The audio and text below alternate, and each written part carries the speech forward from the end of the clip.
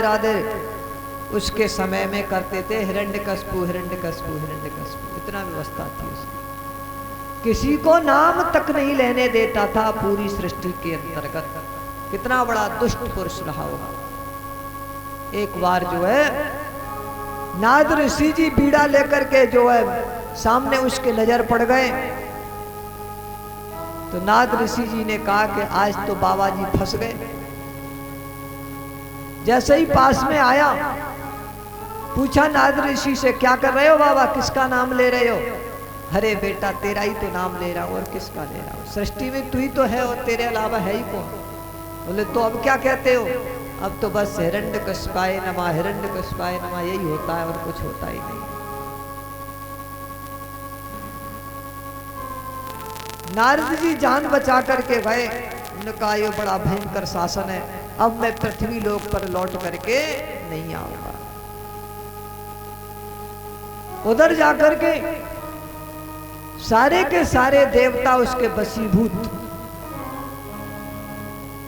केवल ब्रह्मा और विष्णु और भगवान शंकर को छोड़कर।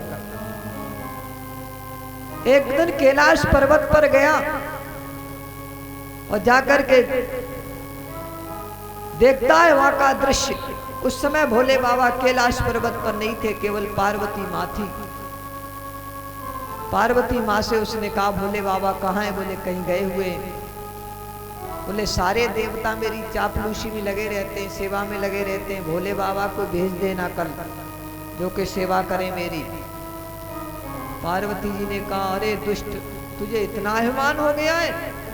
अरे जा, तेरे मरने का समय नजदीक आ जाएगा। श्राप दे दी।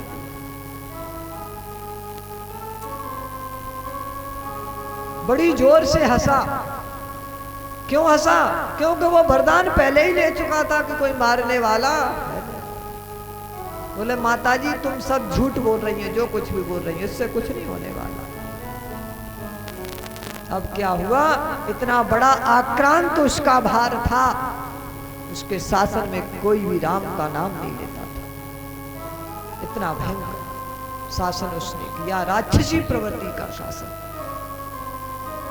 सारी पृथ्वी हिलने लग गई। गाय का भेष बना करके सारे देवता दुबले पतले मनुष्य का भेष बना करके, सारे तीर्थ स्थान मनुष्य का भेष बना करके, सारी गंगा आदि नदियां देवियों का भेष बना करके आज ब्रह्मा की शरण में गई है। ब्रह्मन अब हम जीवित नहीं रह सकते। क्यों?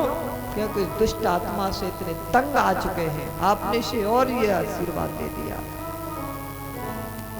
जाकर के कहने लगे प्रभु, गाय ने कहा प्रभु ये भार मैं ढो नहीं सकती हूँ, ये भार आप ढोइए। क्यों? कि दुष्टों ने आज दुष्ट रह रहे हैं और कोई सज्जन इंसान इस पृथ्वी पर नहीं रहा, इसलिए भार नहीं ढो सकती। ब्रह्मा जी ने कहा धैर्य धारण करो, इस दुष्ट का समय नजदीक है, पार्वती मां ने कह दिया है, इसलिए तुम जाओ। जो इंसान गौओं में, ब्राह्मणों में, साधुओं से द्वेष